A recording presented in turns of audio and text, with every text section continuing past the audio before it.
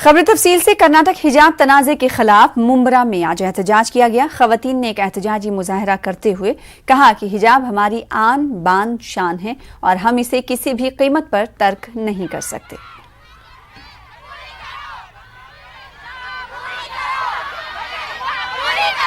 मतलब ही यही है ना, हमारी मांगे पूरी कर दो। आप हिंदुस्तान इक्वल है, आप किसी को जज नहीं कर सकते पहनावे में। तो ये चीज को हम चाहते हैं, हमें इंसाफ दो और हमें पढ़ने दो। पढ़ाई का मतलब है कपड़े से जज नहीं कर सकते हमको क्या पढ़ना है। आपको हमें जो पसंद है और ये हमारे को पसंद है, हम महफूज करते हैं इसमें। हमें बोले कि हिजाब उतारो, हम लोग चाहते हैं कि हम लोग को कोई कहीं टोके ना। जो आजकल रेप हो रहे हैं, अगर लोग हिजाब पहन रहे हैं, खुद को कवर कर रहे हैं, उस वजह से ये सब नहीं होगा, रेप वगैरह बंद हो जाएंगे। हिजाब लड़कियों को प्रोटेक्ट करता है, गवर्नमेंट रेप के अगेंस्ट कोई वो नहीं कर रही है। हम हिजाब से अपने आप को कवर करते हैं तो उस पर भी प्रॉब्लम है, और इन लोग को कोई स्ट्रिक्ट एक्शंस भी नहीं लेने के हिजाब पे, और हम लोग अपने आप को सेफ कर रहे हैं तो उस पर भी ये लोग मना कर रहे हैं। और स्कूल में हम कहीं भी जाए हम हिजाब पहनना चाहते हैं, हम पर्दा करते हैं। हम ये नहीं चाहते हैं कि आगे ऐसा हो कि हमको हिजाब उतारने पर वो किया जाए। आज आप हमारे हिजाब उतारने पर बोल रहे हैं, कल आप किसी को घूंघट उतारने को बोलेंगे, कल आप किसी को उसके सर से पल्लू हटाने बोलेंगे। ऐसा चलेगा क्या? मालेगांव शहर में बिजली सप्लाई करने का काम पिछले 3 सालों से प्राइवेट बिजली कंपनी को सौंपा गया। ये कंपनी सार्फिन को सहूलत कम और परेशानी में इजाफा ज्यादा कर रही है।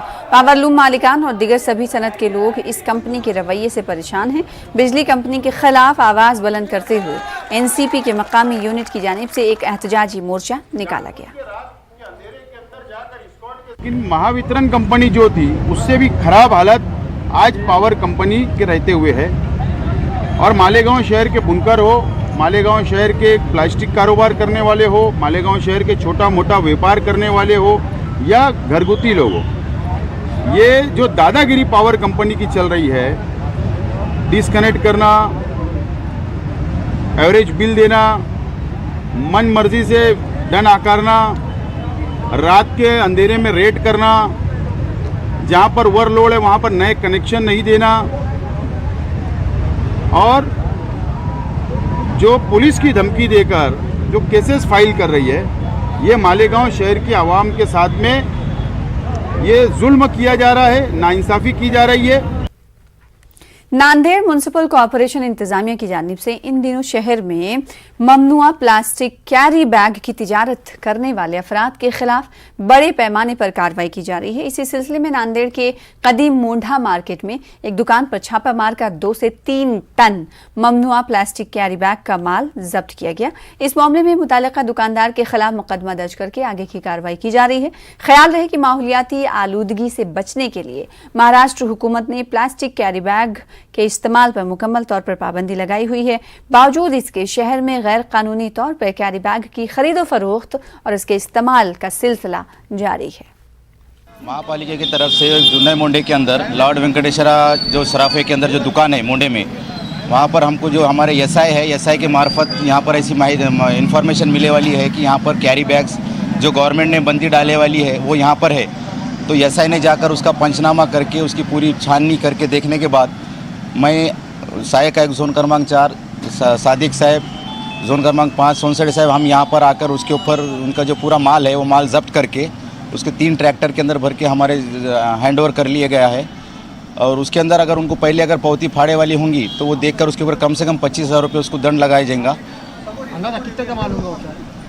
ये अंदाज़ा 2 से 3 टन माल है, लेकिन उसका रेट कितना है क्या नहीं वो भी हम बोल नहीं सकते। मुंबई से मुत्तसिल थाने में धोखाधड़ी का मामला सामने आया है। एक खातून ने पुलिस में शिकायत दर्ज कराई कि मोबाइल फोन पर आया हुआ OTP नंबर शेयर करते ही फौरी तौर पर उसके अकाउंट से 64,000 रुपए निकल गए। पुलिस ने इस मामले में एक शख्स को झारखंड से गिरफ्तार किया है। इस कंप्लेंट की इन्वेस्टिगेशन में हमने टेक्निकल इन्वेस्टिगेशन के दौरान cyber police station, cyber lab है जो ठाणे पुलिस की, उनकी मदद से इस केस में 48,000 रिकवर किए हैं। इस इन्वेस्टिगेशन के दौरान ऐसे पता चला कि जो घटना को अंजाम दिया है वो एक्यूज झारखंड के जामतारा फापनाड़ एरिया के हैं। उन्होंने एक आरोपी है जो प्रभु मंडल नाम का है, उम्र 23 साल है उसकी, उसको वहां से अरेस्ट करके वहां के कोर्ट के सामने पेश करके उसको यहाँ पर लाया था। जिसके 5 दिन की हमें पीसी मिली थी, पुलिस कस्टडी। उसके दौरान हमें उस आरोपी की इन्वेस्टिगेशन में और 2 नाम पता चले, संतोष मंडल और एक है, जिनको अभी हम अरेस्ट करने की कोशिश। मालेगांव को पिछले चंद सालों से पता नहीं किसकी नजर लग गई है। शहर के नौजवान नशे की लत में मुब्तला होते जा रहे हैं।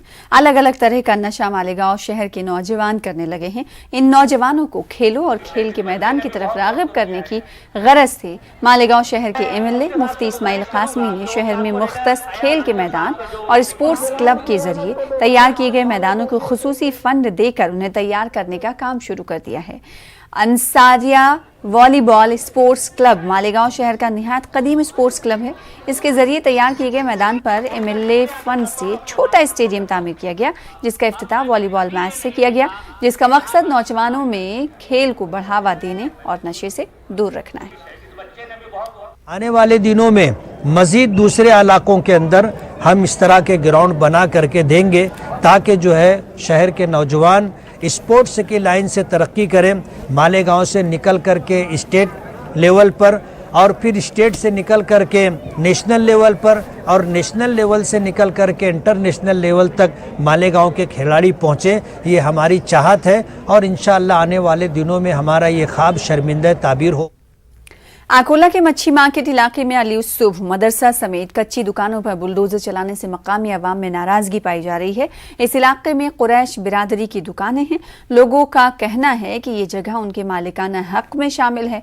इसके बावजूद इंतजामिया की तरफ से कार्रवाई की गई। इसी जगह में बरसों से एक मकतब भी चल रहा था, जिसे कार्रवाई के दौरान मुनहदम कर दिया गया। जिला अधिकारी मैडम की तरफ से मच्छी मार्केट में कार्रवाई की गई, जिसको अतीक अरमान का नाम दिया गया, जबकि ये हमारे कुरैश बिरादरी की मालकी की जगह है। इसके लिए हमको 15 दिन पहले एक नोटिस आया था। वो नोटिस का हमने जवाब भी दिया है वो अधिकारी को कि भाई ये मालकी की जगह है, इसका पूरा टैक्स क्लियर है। चलो ये तो हो गया। एक धार्मिक मदरसा वो भी नहीं छोड़ा गया, उसे भी तोड़ दिया गया, जिसमें शुरू से ही पूरे धार्मिक काम हुआ करते थे, मदरसा पढ़ा करते थे बच्चे, उसे भी नेस्त नाबूद कर दिया गया। उसमें कुरान के आयत थे, वो सब आज उसमें दफन हो गया है और हमारी भावनाओं के साथ खेला गया। वक्फ अराजी को नाजायज कब्जाजा से पाक करने में कलीदी किरदार अदा करने वाले परमवीर अब्दुल हमीद सेवा भावी संस्था के रजाकारों का औरंगाबाद में अवामी सतह पर इस्तकबाल किया गया। इस प्रोग्राम में उलमा ने कसीर तादाद में शिरकत की। इस मौके पर संस्था के सेक्रेटरी मिर्जा महमूद बेग ने ये अज़्म जाहिर किया कि वक्फ की 1000 एकड़ अराजी को नाजायज कब्जेजात से पाक किया जाएगा। औरंगाबाद के मजाफाती इलाके नारेगांव में वक्फ की 87 एकड़ अराजी में से 10 एकड़ अराजी पर से नाजायज कब्जात हटाए गए। ये पहला मौका था जब रियासती वक्फ बोर्ड के हुक्काम की मौजूदगी में वक्फ की 10 एकड़ जमीन को वापस लिया गया। ये सब कुछ आनन फानन नहीं हुआ, बल्कि परमवीर अब्दुल हमीद सेवा भावी संस्था इलाके में कब्रिस्तान के लिए 2 एकड़ जमीन के लिए सन 2007 से जिद्दोजहद कर रही थी, लेकिन वक्फ जायदाद पर काबिज लैंड माफिया जमीन देने से इनकार कर रहे थे। फिर शुरू हुई कानूनी जंग और नतीजे में संस्था के रजाकारों को कामयाबी मिली। इसी कामयाबी के एजाज में संस्था के रजाकारों का अवामी इस्तकबाल किया गया। इस इस्तकबालिया प्रोग्राम में उलमाए किराम ने कसीर तादाद में शिरकत की। वहाँ पे हमने अपने भाइयों से 2 एकड़ कब्रिस्तान मांगा था, लेकिन उन्होंने हमको देने से इनकार कर दिया, जबकि हम उनको 25-30 लाख रुपए भी दे रहे थे। लेकिन उन्होंने बोले कि ये हमारे बाप की जागीर है, उन्होंने बोले कि ये हमारे बाप की जागीर है, ये चलेगा नहीं, इधर कायदे से आना। फिर हम कायदे से गए, बाकायदा फेर में खिदमत इनाम फेर खींचे। उसके बाद जो है तो हमारी जो ज़मीन है 87 एकड़ वक्फ बोर्ड की, उसका रजिस्ट्रेशन ऑलरेडी अल्हम्दुलिल्लाह हो चुका कब्रिस्तान के नाम से। जगहों के लिए यहाँ पर प्रोटेस्ट करते हैं, हम आंदोलन और धरने करते हैं। हम लोगों ने कई मर्तबा सड़क पर निकलकर जो है यहाँ पर दस्तक दिए। किसके लिए? ज़मीन के लिए। किसकी ज़मीन? हम लोगों के लिए जो ज़मीन होनी चाहिए उसी के लिए हम लोग प्रोटेस्ट कर रहे हैं। अपना हक मांगने के लिए हम लोग खुद रास्तों पर आ रहे हैं, रोड पर निकल रहे हैं। ये कौन सा इंसाफ है? इस जलसे में परमवीर अब्दुल हमीद सेवा भावी संस्था के सदर और अराकीन का अवामी इस्तकबाल किया गया।